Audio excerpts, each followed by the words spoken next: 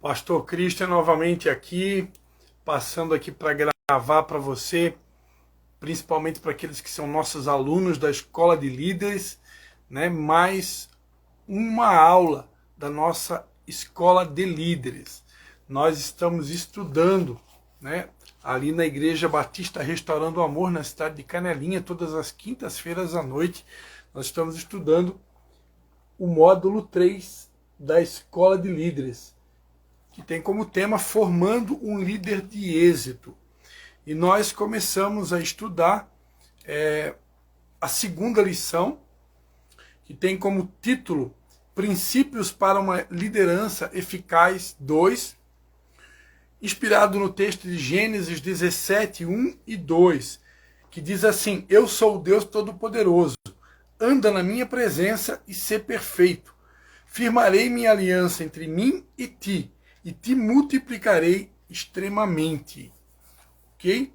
Então, inspirado nesse texto, Princípios para uma Liderança Eficaz 2, segunda lição da nossa Escola de Líderes. Então, nós estamos estudando essa lição, nós já repartimos com os alunos, já temos esse material gravado no meu canal do YouTube, Christian Zunino, na playlist Escola de Líderes.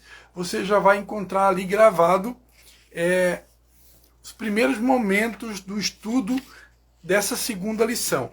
Nós fizemos uma revisão dos princípios bíblicos que estão relacionados a esse conteúdo, o princípio do caráter, o princípio da mordomia, do autogoverno e o princípio da soberania.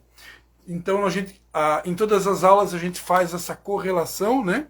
Então, a gente fez essa análise, relacionamos os princípios bíblicos com o conteúdo da aula e depois, então, na sequência, isso você encontra ali no meu canal do YouTube, na sequência nós, após a introdução, aprendemos um pouco sobre Abraão, que é considerado um modelo de fé, e depois, então, aprendemos sobre Abraão, né? Que ele teve fé para negar a si mesmo, fé para confiar, obediência, esforço sincero, fé para renunciar, né?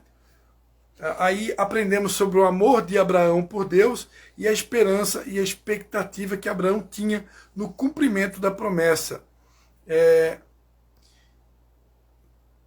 através do nascimento de Isaac, ok? Então tudo isso a gente já estudou, as aulas estão gravadas no meu canal do YouTube. Então na sequência agora, a gente vai começar a estudar um pouquinho sobre José, um modelo de esperança, ok? Mas antes da gente continuar a estudar, a gente vai orar, porque na aula anterior aqui que nós acabamos de gravar, o exercício de fixação, eu acabei esquecendo de orar, mas a gente não vai esquecer não, a gente vai orar, porque nós entendemos que tudo precisa ser feito acompanhado de muita oração, amém? Pai, em nome de Jesus, Senhor, eu quero te dar graças por mais essa oportunidade de poder compartilhar a tua palavra. E mais uma vez eu quero te pedir que teu Espírito Santo, Pai, possa estar conosco durante todo esse tempo. Traga à memória, Senhor, tudo aquilo que pode nos dar esperança. E usa-nos com graça, Pai, e virtude, para transmitir a tua palavra, os teus ensinamentos aos meus irmãos que vão me acompanhar através dessa gravação. É a minha oração em nome do Pai, do Filho e do Espírito Santo. Amém. Amém, queridos. Então vamos lá. Só recapitulando, segunda lição do módulo 3, Princípios para uma Liderança Eficaz 2. Então estamos aprendendo princípios para uma liderança eficaz. Aprendemos sobre Abraão, modelo de fé, e agora na sequência, José, um modelo de esperança. José, um modelo de esperança. Pastor Christian, por que você repete tanto, né? Porque quem já estudou um pouquinho de didática e pedagogia, o aprendizado vem pela repetição, né? Então eu gosto de repetir muitas vezes o mesmo ensino, eu repito às vezes 2, 3 vezes, que é para que realmente vá entrando e você comece a fixar, ok? É realmente o conteúdo que está sendo transmitido. Então vamos lá, José, um modelo de esperança. José, um modelo de esperança. Você sabe quem foi José? Vamos ler aqui Gênesis 37, do 5 ao 10.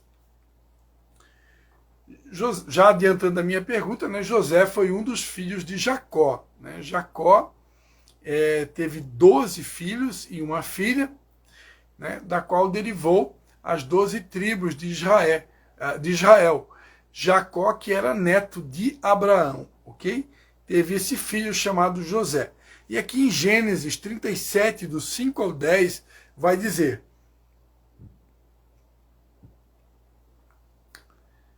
José teve um sonho e o contou a seus irmãos, por isso o odiaram ainda mais. Pois lhes disse: ouvi, peço-vos este sonho que tive. Estávamos atando feixes no campo, e eis que o meu feixe, levantando-se, ficou de pé, e os vossos feixes o rodeavam, e se inclinavam ao meu feixe. Então lhe disseram seus irmãos: tu deveras reinarás sobre nós? Tu deveras terá domínio sobre nós? Por isso, tanto mais o odiavam, por causa dos seus sonhos e das suas palavras. Teve ainda outro sonho e o contou a seus irmãos, dizendo: tive outro sonho, e eis que o sol e a lua, 11 estrelas, se inclinavam perante mim. Quando o contou a seu pai e a seus irmãos, repreendeu seu pai, dizendo: que sonho é este que tiveste? Viremos, eu e tua mãe e teus irmãos, inclinar-nos em terra perante ti? Então aqui o texto que fala sobre os sonhos de José, né, na qual ele relata aos seus pais. Então, quem foi José? José, ele foi um jovem através de quem os sonhos de Deus se tornaram realidade. Ele ousou sonhar os sonhos de Deus. Vendidos pelos seus irmãos, por causa da inveja e da crueldade, ele foi levado ao Egito. Aqui as Escrituras deixam claro que a separação entre ele e o seu povo estava sob o controle de Deus. Olha só, né? Durante o período que José foi separado da sua família, em todo o tempo Deus não havia perdido o controle, né? Não cai um fio de cabelo sem o consentimento de Deus, e Deus reina sobre tudo. Deus estava operando através de José e das circunstâncias que o cercavam, a fim de reunir e preservar a família de Israel, segundo a sua promessa. Olha só o que diz em Gênesis 45, do 5 ao 15. Gênesis 45, do 5 ao 15, vai dizer: mas agora não vos entristeçais, nem vos irriteis contra vós mesmos, por me haverdes vendido para cá, porque para a conservação da vida Deus me enviou adiante de vós. Pois já houve 2 anos de fome na terra, e ainda restam 5 anos, em que não haverá lavoura nem colheita. Pelo que Deus me enviou adiante de vós, a fim de conservar vossa sucessão na terra, e para guardar-vos em vida por um grande livramento. Assim não foste vós que me enviastes para cá, senão Deus, que me tem posto por pai de Faraó, e por senhor de toda a sua casa, e como governador em toda a terra do Egito. Apressai-vos, subi a meu pai, e dizei-lhe: assim diz teu filho José: Deus me pôs por senhor em toda a terra do Egito. Desce a mim, não te demores. Habitarás na terra de Gósen, e estarás perto de mim, tu, teus filhos, os filhos dos teus filhos e os teus rebanhos, o teu gado e tudo que tens. Ali te sustentarei, porque ainda haverá 5 anos de fome, para que não sejas reduzido à pobreza, tu e a tua casa, e tudo que tens. Os vossos olhos e os olhos de meu irmão Benjamim veem que é minha a boca que vos fala. Fazei, pois, saber a meu pai toda a minha glória no Egito, e tudo que tendes visto. Apressai-vos a fazer descer meu pai para cá. Então se lançou ao pescoço de Benjamim, seu irmão, e chorou. e Benjamim chorou também ao pescoço dele. E José beijou a todos os seus irmãos e chorou sobre eles. Depois seus irmãos falaram com ele. Então, Gênesis 45, do 5 ao 15. Depois também Gênesis 50. Gênesis 50.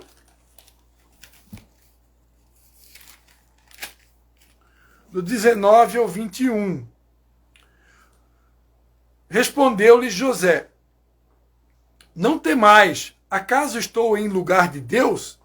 Vós, na verdade, intentastes o mal contra mim, porém Deus o tornou em bem, para fazer como se vê neste dia, para conservar muita gente com vida. Agora, pois, não temais, eu vos sustentarei a vós e a vossos filhos. Assim os consolou e lhes falou ao coração. Ok, amados? Então aqui, o discurso de José, né?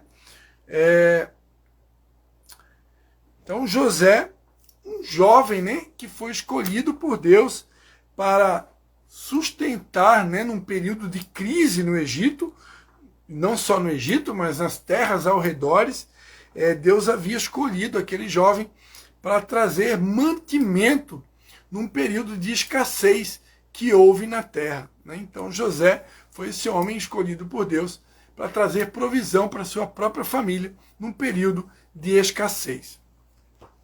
E esse personagem bíblico chamado José, ele enfrentou 3 grandes provas.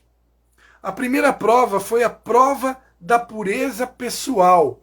Essa prova você encontra em Gênesis 39, do 7 ao 12. Gênesis 39, do 7 ao 12, vai dizer: Depois destas coisas, a mulher de seu senhor pôs os olhos em José e lhe disse: Deita-te comigo. Mas ele recusou e disse à mulher do seu senhor: Estando eu aqui, meu senhor, não se preocupa com o que se passa na casa. E entregou nas minhas mãos tudo o que tem. Ninguém é maior do que eu nesta casa, e nenhuma coisa me vedou, senão a ti, porque és sua mulher. Como, pois, posso cometer então este tão grave mal, ou grande mal, e pecar contra Deus? Embora ela instasse com José, dia após dia, ele, porém, não lhe dava ouvidos para se deitar com ela ou estar com ela. Certo dia, ele entrou na casa para atender aos seus deveres e ninguém dos da casa se encontrava presente. Ela o pegou pela capa, dizendo: Deita-te comigo. Mas ele deixou a sua capa nas mãos dela e fugiu, escapando para fora. Então aqui, primeira prova que José passa, a prova da pureza pessoal, né? Normalmente esta é uma prova que quase todos os jovens enfrentam quando estão longe de casa. Então aqui José, amados, ele foi tentado pela mulher de Potifar, né? Para quem não conhece tão bem a história de José, José foi vendido como escravo pelos seus irmãos, que haviam lançado ele numa cisterna para morrer, mas ali pela intercessão, né, de Judá, ele sai daquela cisterna, daquele poço, ele é vendido como escravo, e ali ele vai parar no Egito, na casa de um Potifar, né? E a esposa de Potifar, ela se agrada de José, ela se interessa por José, e aqui, como a gente leu aqui, então ela começa a fazer algumas investidas na vida de José, e José se recusa a pecar contra o seu Deus e contra o seu Senhor. Aqui, José, ele passa pela prova da pureza pessoal. Na sequência, a gente vai ler em Gênesis 42, 45, você pode ler aí na sua casa, do capítulo 42 ao 45 de Gênesis. José, ele passa também pela prova da oportunidade de vingança. José teve a oportunidade de se vingar dos seus irmãos, que haviam lançado ele numa cisterna, depois vendido como escravo, Então, José tinha todo o direito, né, entre aspas, de se vingar, mas José suportou esta prova, a prova da oportunidade de vingança. A prova da oportunidade da vingança é a prova pela qual frequentemente passam as pessoas que sofreram injustamente, né?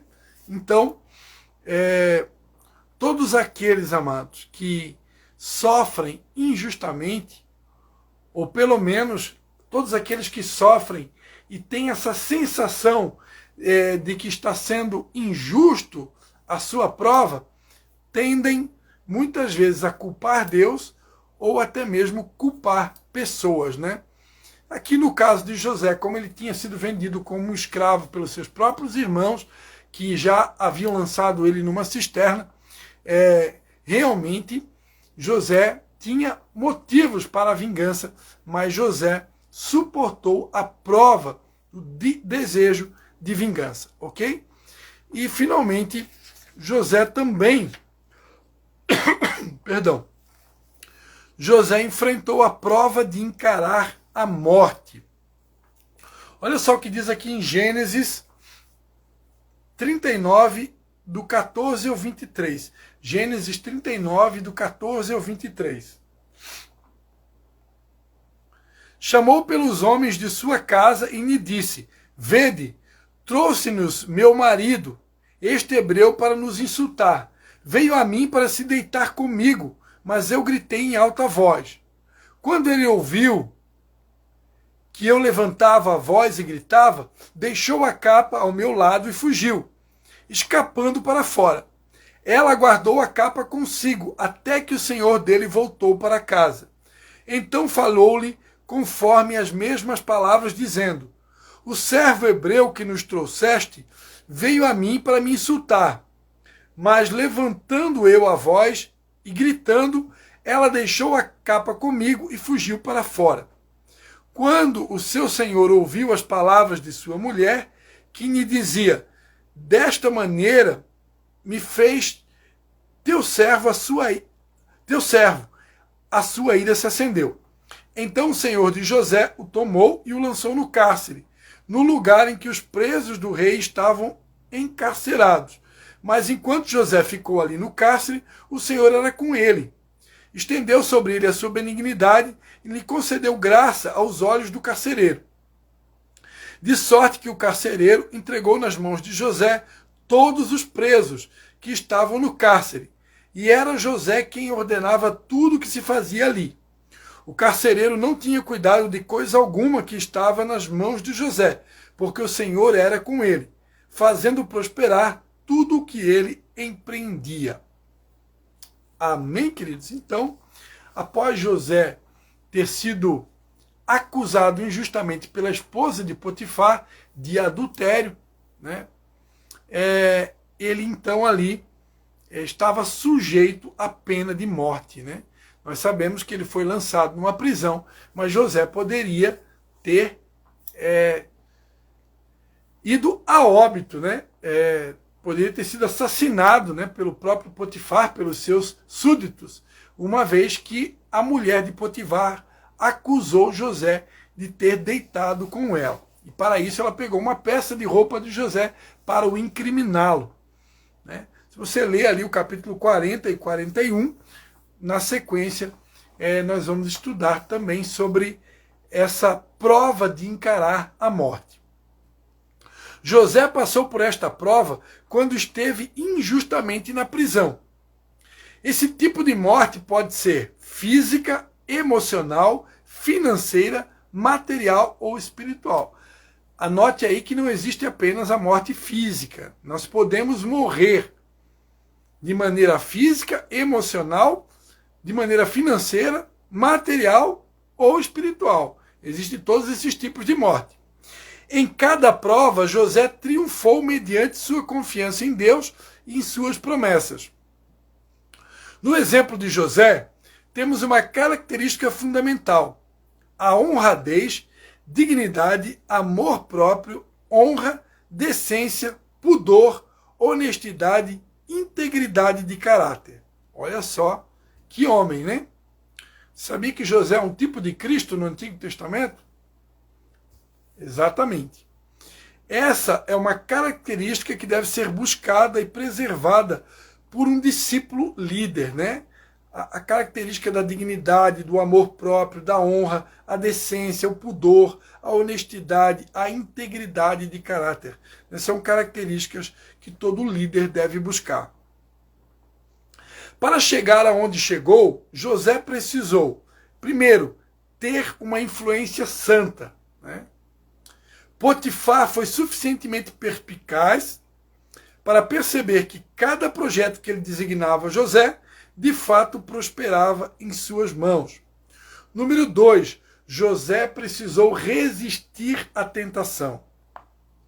José triunfou sobre a tentação, porque de antemão já estava firmemente decidido a permanecer obediente ao Senhor e à decisão de não pecar. Por fidelidade ao seu Deus e lealdade a Potifar,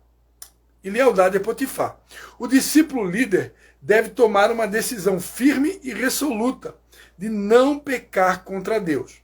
Com esse propósito, não poderá haver lugar para desculpas, exceções ou concessões, né? Todo líder, amados, todo discípulo líder está sendo convidado, convocado por Deus para ter uma vida santa. É impossível assumir uma posição de liderança, representar Deus nessa terra, ser um representante de Deus, sem que eu e você tenhamos uma vida de santidade. Santidade é dizer não ao pecado. Santidade é você apresentar a sua vida como um sacrifício vivo, santo e agradável a Deus, para uso exclusivo de Deus. Santidade diz respeito à graça da garça. Você já ouviu falar na graça da garça? A graça da garça é um animalzinho, né? Uma ave branquinha, com uma plenugem branca, poder entrar no meio do Pantanal, perdão, no meio do pântano, sem se sujar. Assim Deus espera que no Pantanal do mundo nós possamos driblar as armadilhas, as tentações e permanecermos santos e irrepreensíveis para a vinda do Senhor. Para José chegar onde ele chegou, ele também precisou ter a graça divina. A palavra de Deus diz em Gênesis 39, 21, que o Senhor era com José. Então José, para chegar onde ele chegou, ele também precisou dessa graça, né, de Deus que alcançou a vida dele. 4 vezes, me afoguei aqui, fui jantar com a esposa hoje, e eu acho que tem alguma coisa aqui na minha garganta, mas agora com um pouquinho de água acho que vai melhorar. Então José, amados, para chegar onde ele chegou, ele contou com esse fator graça, né? Ninguém chegaria onde José chegou. Para quem ainda não sabe, José foi colocado como governador de todo o Egito. No Egito, a pessoa mais importante era Faraó e depois de Faraó, José. Então olha que ele alcançou uma posição de destaque no Egito, né? Mas tudo isso por quê? Porque a graça de Deus alcançou a vida dele. 4 vezes no capítulo 39 de Gênesis está escrito que o Senhor estava com José. No versículo 2, 3, 21, 23. Porque José honrava a Deus, Deus honrava a ele. Aqueles que temem a Deus e o reconhecem em todos os seus caminhos, têm a promessa de que Deus dirigirá todos os seus passos, né? Isso está em Provérbios 3.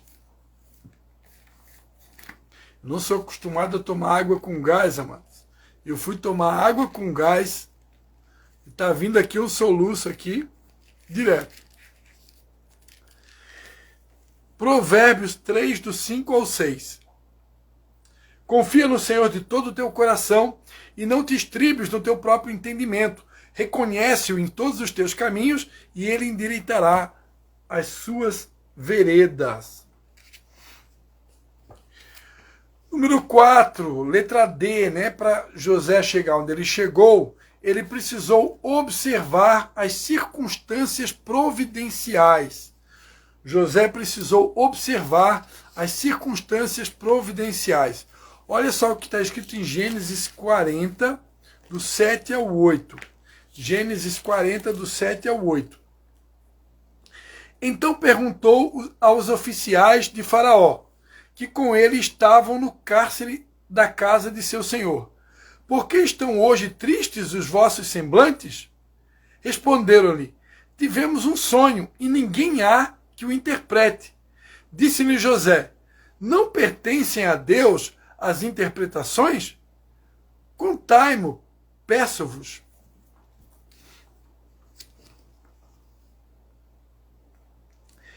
Embora Deus não seja a causa de tudo o que acontece, ele pode usar até mesmo as circunstâncias adversas para fazer cumprir a sua vontade, visando o nosso bem, segundo os seus propósitos, né?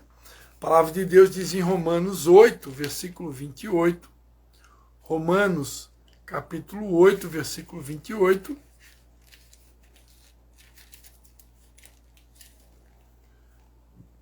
sabemos que todas as coisas concorrem para o bem daqueles que amam a Deus, daqueles que são chamados segundo o seu propósito.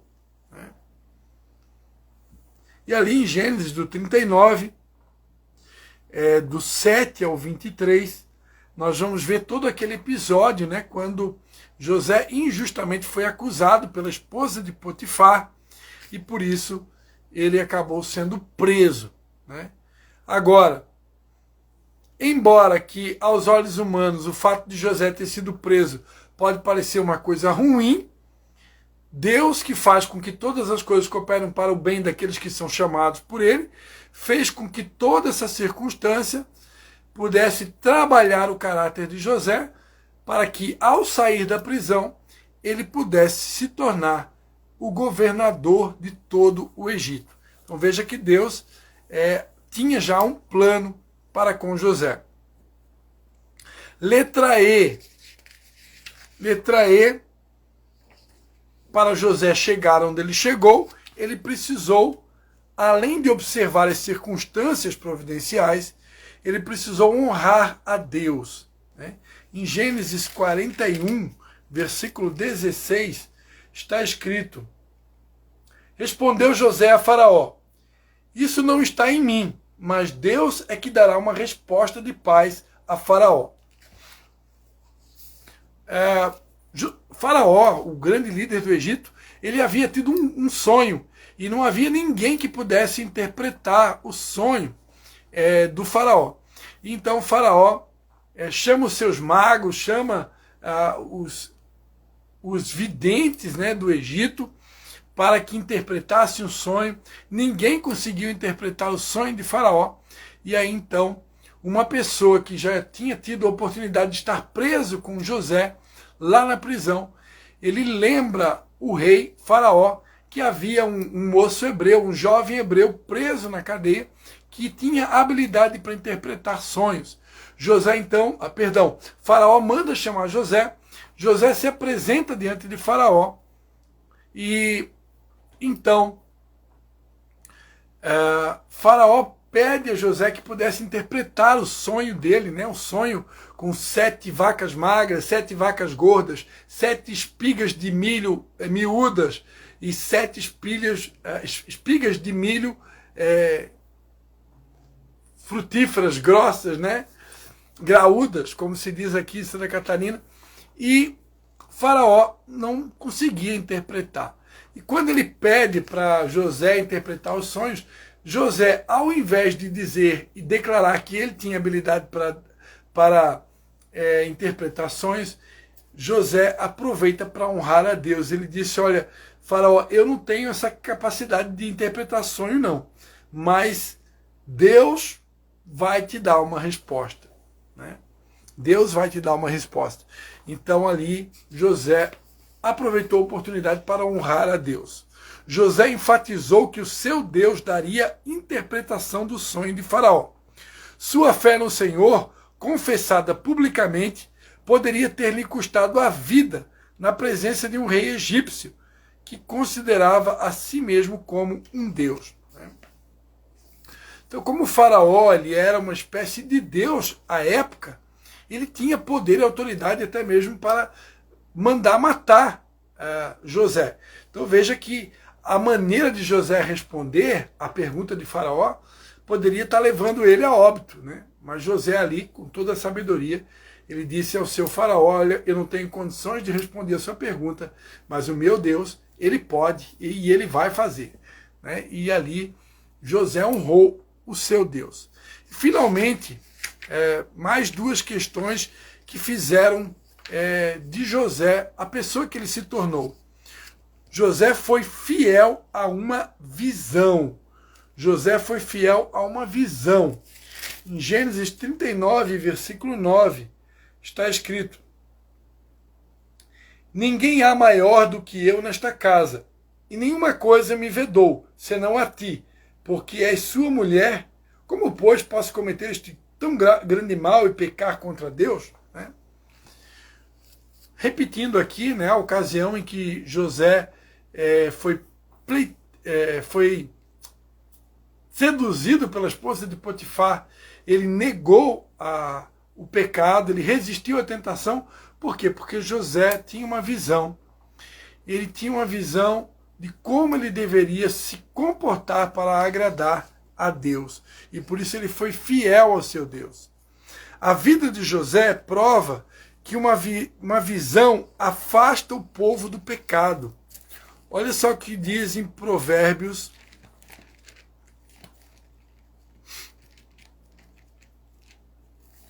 Provérbios 29, 18. Provérbios 29, versículo 18. Não havendo profecia, o povo se corrompe, mas bem-aventurado é o que guarda a lei. O discípulo líder deve crer naquilo que Deus lhe mostrar e permanecer firmemente fiel e leal em todos os seus relacionamentos, principalmente com Deus. Quando o líder é fiel aos projetos de Deus, usufrui a boa disposição do Senhor e também de seus discípulos, que compreenderão melhor a sua visão. Será bem-sucedido nos seus empreendimentos, recebendo a recompensa, apesar de quaisquer dificuldades que possam ser encontradas ao longo do caminho. E, finalmente, a letra G, né? Por que José chegou onde ele chegou? O que ele fez para chegar onde ele chegou? Ele também honrou os negócios, né? Ali quando ele foi fiel ao seu senhor, a Potifar, ele ali então honrou os negócios. Ele estava ali como um funcionário de Potifar e ele não podia se comportar de qualquer maneira. José, enquanto esteve na casa de Potifar, apesar da acusação injusta da esposa de Potifar, ele honrou todos os negócios, tudo aquilo que foi colocado na mão de José, ele procurou honrar a Deus e os negócios confiados a ele. Gostou? Aí um pouquinho da história de José. Então vamos agora para Moisés. Moisés, um modelo de bom orientador. Moisés, um modelo de bom orientador. Deus chamou a Moisés com um mandamento direto, que assumisse o comando. No hebraico é a palavra veata. Então anote aí, né?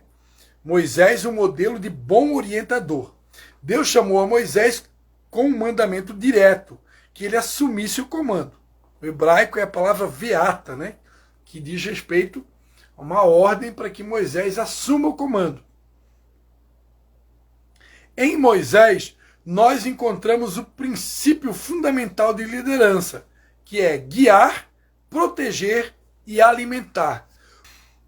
Mas aqui, Em Moisés nós encontramos o princípio fundamental de liderança: guiar, proteger e alimentar. Mas é no livro de Êxodo que você vai encontrar toda a narrativa de José e o seu exemplo de liderança no deserto, ok? Então Moisés não foi um líder comum, que guiou o povo num local comum.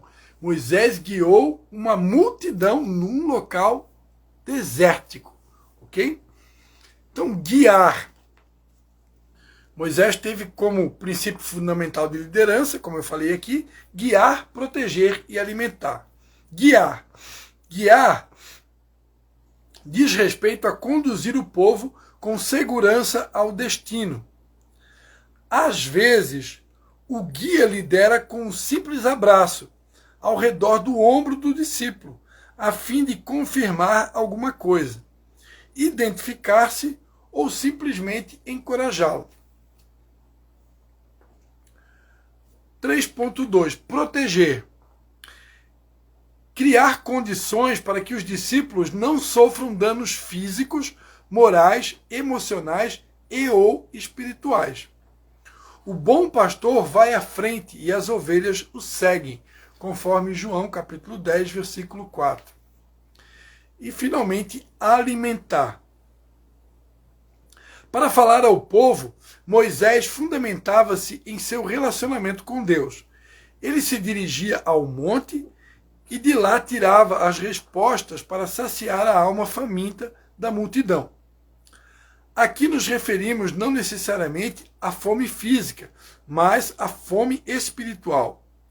Toda a palavra de Moisés ao povo vinha da boca de Deus para guiar, proteger e alimentar aquela multidão.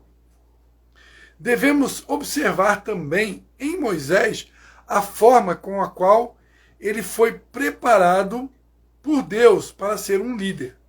Embora fosse um homem tecnicamente equipado, mediante sua educação e treinamento egípcios, conforme Atos 7, versículo 22. Atos 7, 22. Moisés foi instruído em toda a ciência dos egípcios e era poderoso em palavras e obras. Atos 7, 22. Então, o seu caráter, o caráter de Moisés, ele foi forjado segundo os propósitos de Deus, num deserto, para transformá-lo num discípulo líder, aquele que representaria o próprio Deus para liderar seu povo, tirando-o da escravidão para levá-lo à promessa. Moisés foi um líder profeta e mestre na qualidade de alguém especialmente proeminente em declarar e ensinar a vontade, os mandamentos e a natureza de Deus. Amém, queridos?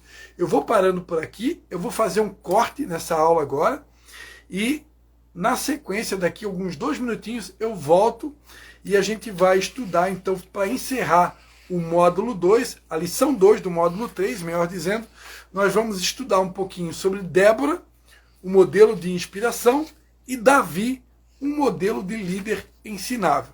Mas eu vou fazer um corte aqui agora e a gente volta daqui a pouco. Você que está me acompanhando aí ao vivo, daqui a 2 minutinhos nós estamos de volta. Beijo no coração.